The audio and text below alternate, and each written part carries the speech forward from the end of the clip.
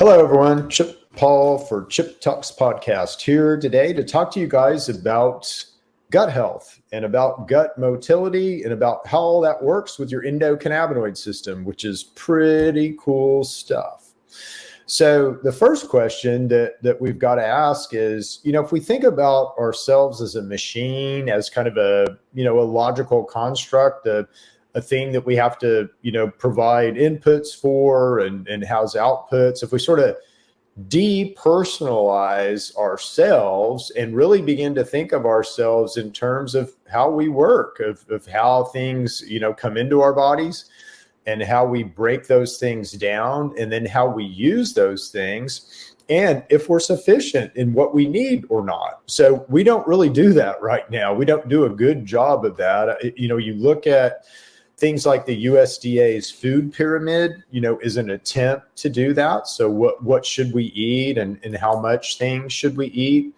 But that's obviously not accurate. Hopefully all you guys out there know that USDA food pyramid is not accurate. So if you look at how your body works, and we're going to get to the gut-brain axis and digestive and all this, but I need to lay the groundwork a little bit to you guys so that you understand kind of the perspective here and why all this is so important, because it's very important. So how does your body, well, first of all, what should we eat? That's always the big question right off. And that's, you can find so much chaos and confusion around that subject, which is interesting because it's really pretty simple. If you look at how your body works and how your body really wants to deal with things, you have something called a pancreas, right? And a pancreas is responsible for giving you the enzymes that you need to digest whatever you eat. So like if you just ate a bunch of sugar, a bunch of, let's say, fruit and vegetables, you're literally have diarrhea and just poop that right out if there were no enzymes. On the other hand, if you ate a bunch of fat, like a bunch of meat or saturated fat or avocado, that's just going to plug you right up. You'll never get that through your system unless you have the right enzymes to digest that. And in kind of a mid-range thing, proteins. So proteins are just strings of amino acids, and your body really doesn't want that string of amino acids. What it wants is each individual little amino acid, and it wants to build its own strings of amino acids on its own. But it wants to do that with individual amino acids. So you have another thing that comes from your pancreas that helps you break down protein into individual amino acids. So you really have three enzymes that operate inside of you. One deals with, let's say, sugars, carbohydrates, fruits. One deals with fats, and one deals with proteins. So that's kind of what we should be eating, or at least that's what your body thinks you should be eating. That's what your body is designed to digest. So anything more than that is going to be, let's say, unknown or additional work to your body, or your body's just going to view it as poison and you're going to poop it out.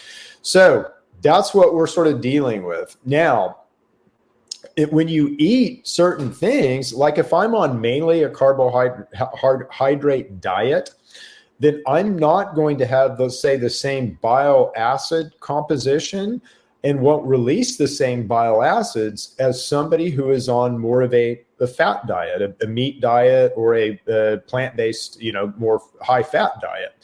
So why is that? Well, again, it's a completely different digestive exercise. So your body has to understand that as soon as you eat something, your body has to understand, whoop, did I just eat a fat?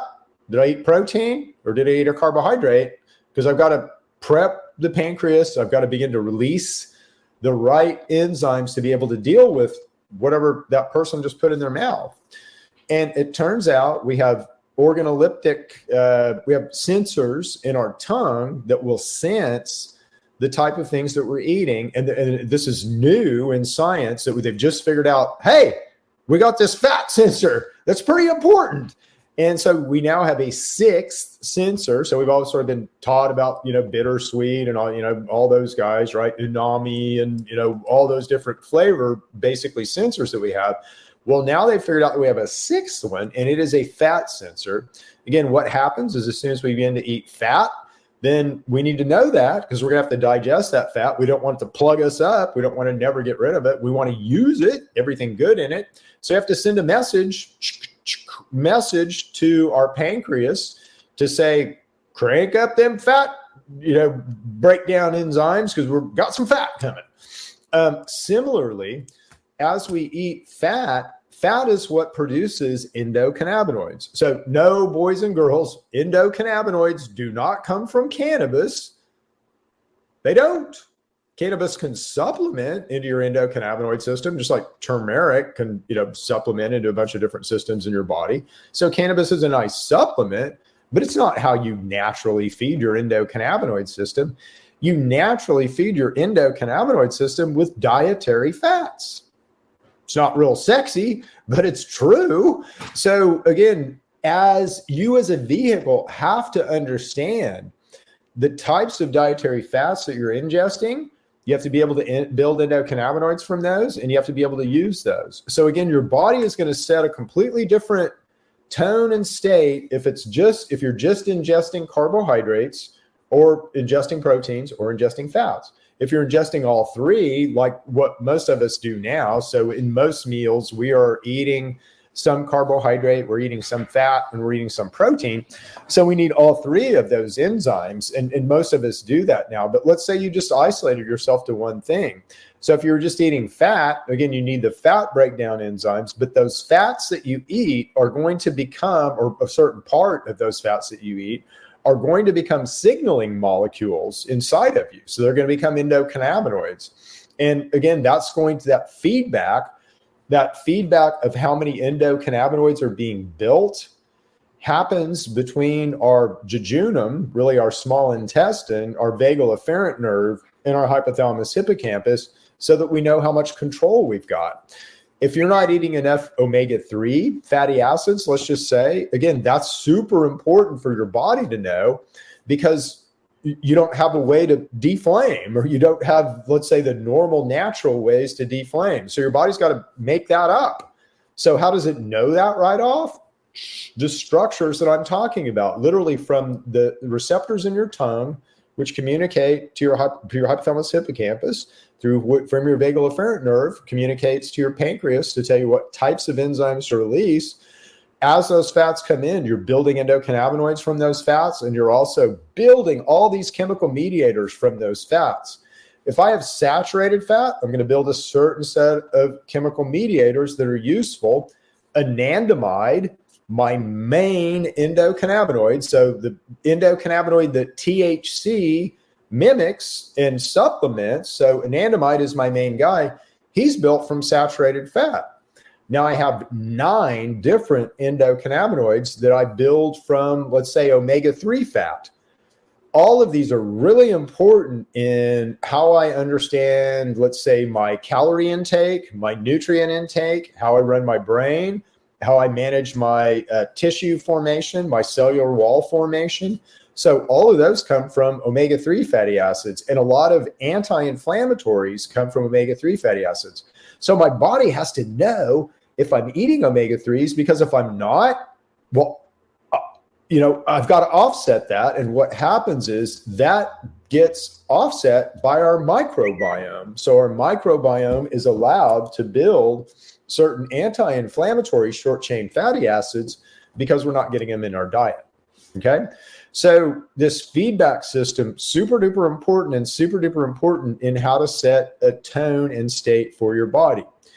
If your body is under, let's say, a carbohydrate setting, then you will be way less efficient. You will be quicker, but you'll be way less efficient than you would be under a, let's say, more fat-based setting. Why? Well, carbohydrates will really translate to sugar inside of your body. And so that's real quick energy. So if you need to do something really, really fast, quick twitch muscle actions, growing cells, it happens very, very fast. Cancer uses that. That's one of the things that hijacks, is these quick mechanisms inside of us. But sugars are quick, but they're not efficient. So it's kind of like we're fast, but we're in low gear. So we can, tow a lot of stuff, but we're in low gear. When we ingest fats, again, fats are extremely high energy. So fats are 30 to 50 times more energetic than sugars. our body does something called beta oxidize, which is a more complicated but way more robust way to produce energy when we're burning fats versus sugars. So again, this is everything, and how your body understands kind of what we're taking in, how we program. The best way to say this is we program our body by our food. What does that programming look like? Well, it looks like carbohydrates, proteins, and fats. And depending on how much of each of those things, and then some subcategories in those things, we set a tone for our body. Now, if I'm wanting to help you, if I'm really wanting to understand how you work, and I'm really wanting to help you, I need to understand that this is going on. And I need to, let's say, even target feed you with certain things so that I can get in the middle of those downstream processes and help your body repair itself. And this is the way that we're going to be doing drug development in the future. So I might give you a certain fat profile to eat before 30 minutes before I give you a supplement. That's how important this is, because I may want to set a tone in your body. I may want to set an action in your body. I may want to program your body in a certain way so that it's way more open to a supplement, and so that that supplement is way more effective. Now, we don't even begin to do this now. I'll give you an example of this, and this is just sort of a general products, natural product, not going at any pharma company in this example, so don't have to worry about anything. But let's go at something common, right? So melatonin. So we've all, kind of know, and, urban legend, or we just kind of know it somehow, that melatonin will help you sleep, okay? Well, it will help you do that, but it does a lot of other things. It's really an important signaling molecule in your body. But it turns out that, let's say you wanted to use it for sleep, and don't do this, there's better ways to do for sleep. It's just a good example because everybody understands it. But let's say you wanted to use melatonin for your sleep, okay? And just on a whim, you decide to take melatonin at noon. So you take melatonin at noon, fully expecting it's going to make you tired. I want to take an afternoon nap. I'm going to take my melatonin at noon. No, it won't do anything to you. Why? Because it's not time yet. You don't have receptors expressed to receive that melatonin. Without receptors expressed, it's just a circulating thing in your bloodstream that you'll pee or poop out. With receptors expressed, melatonin's going to dock and things are going to happen. So you don't really express your melatonin receptors till the evening, till after 6 p.m. So melatonin really won't have an effect on you until after 6 p.m. Now, it does signal around some other things, and it doesn't just affect the melatonin receptor, and yes, it will affect those other things even at noon. But as far as sleep and all that, it's you got to have the receptor expressed so that he can dock with it, so that he can do all his downstream transcriptional activities and help you go to sleep, right? So melatonin is a good example of something that we have to understand its actions and understand what's going on. And if we do, then we can blow with the wind. So I can give it to you at 6 o'clock. Your body's ready to receive it. It's going to make you sleepy. Blowing with the wind. If you give it to you at noon, nothing's going to happen. Fighting with the wind. So same thing happens to you as we eat. We're programming ourselves. We're setting a tone. And in fact, this is so fine and delicate that the ratio of omega-3 and omega-6 fatty acids will set a tone in you that is just night and day different, okay? So if I feed you, let's say, 1 omega-3 fatty acid to 1 omega-6 fatty acid, so if I give you a 1-to-1, you're going to be really healthy. It's going to be really hard to get you sick. You're going to have a really robust immune system. You're going to be well balanced in all of your systems. You're not going to be real disbalanced. You're going to be kind of running as you were intended to run. If I begin to alter that ratio, if I begin to feed you 1 omega-3 to 4 omega-6s, now we get a little wonky. We're still good, but we get a little wonky. If I change that ratio to 1 omega-3 to 10 omega-6s, now things begin to get dysregulated. Now you have a more inflammatory tone in your immune system. You're way more sensitive to anything that's going to inflame you. And in fact, the things that inflame you are going to make you sick because you can't mediate that inflammation. You can inflame, but you can't really deflame. And you're going to be chronically inflamed. If I make that 1 to 20 omega-3 to omega-6, wow, boy, I just put you in a horrible health situation. I've done one of the worst things that I can possibly do to you. I've created the opportunity for you to be chronically inflamed almost all the time. You're going to always be sick. You're not going to have a robust immune system. You're going to be real subjected to pathogens. You're going to suffer from autoimmune diseases. You're not going to be able to close your junctions and your, blood vessels and your endothelial layers. You're just going to be one sick puppy. And guess what? That's right where we're at. You're going to be obese. So you're going to absolutely not be able to control your weight. And that is right where we're at, boys and girls. In fact, we are 1 to 20 or over in our omega-3 to omega-6 consumption. So we are literally programming ourselves to set a very, very sick, very diseased profile. And all it takes is changing the fat profiles that we eat, because it's very well demonstrated in literature that 1-to-1 creates a robust organism. The lady that did that underlying research, I'll give her cred because I like her. She's a friend. So her name is Dr. Artemis Simopoulos, and she did all the underlying omega-3, omega-6 research back in the, late 80s, 90s. She was sidelined, really. She was certainly an NIH researcher, lots of cred, lots of pub, has published a lot of papers, and really is the preeminent expert on the Mediterranean diet and omega-3 and omega-6 ratios and all this. Now, she didn't understand the why yet. She didn't understand that these create endocannabinoids and that all this really kind of goes back to the endocannabinoid system that's in the background and kind of the why of all this happens. In conversations with her, I was able to discuss that with her and hopefully enlighten her a little bit about that, which was fun. She certainly enlightened me a lot about omega-3 and omega-6 balance. But it's the most important health tip I could ever give you, intermittent fast. Second most important health tip I could ever give you, balance your omega-3 and omega-6 fatty acids. Because you set a tone in your body, if they're balanced, where your body is helping you. It's helping you fight disease. It's helping you, if you have cancer, it's helping the chemo work better. It's helping, pharmaceuticals work better. It's helping supplements work better. So we want to understand our bodies well enough to be able to set this state by our diet and by our eating behavior, where it's a known state, where we know that this is going to be a healthy state for this individual by their eating behavior and by their eating contents, that we know this is stable, it's healthy, it's robust, it's a robust immune system.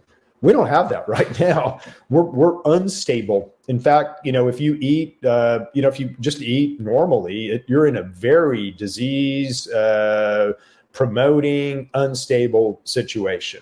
So what we're trying to do is educate you guys about how we get this stability, So intermittent fasting is a way to begin to get this stability, making sure that you're getting enough omega-3 fatty acids. This just goes back to that ratio. So eventually I'm going to be talking about ratio, but right now you eat plenty of omega-6 fatty acids. Not a problem. If you eat corn, you eat plenty of omega-6s. What I need to do is get you to eat more omega-3s so that we can begin to offset that, dichotomy right now.